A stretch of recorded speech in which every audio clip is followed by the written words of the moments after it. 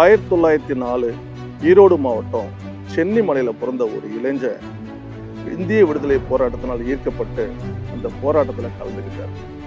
1934 சட்ட மறுப்பு இயக்கம்ன்ற போராட்டத்தில் திருப்பூரில் கலந்துக்கும் போது பிரிட்டிஷ் போலீஸாரால் கடுமையாக தாக்கப்பட்டார்.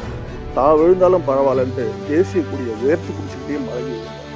1934 11ஆம் தேதி ஹாஸ்பிட்டலில் இறந்து போனார்.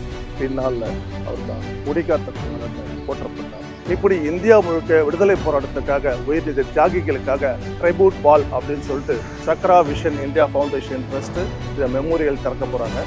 இது மாதிரி இந்தியா ஃபுல்லாக போராடின தியாகிகளுக்கு எல்லா ஸ்டேட்லையும் பண்ண போறாங்க. இது மிகச்சிறப்பான ஒரு ஆரம்பமாகும்.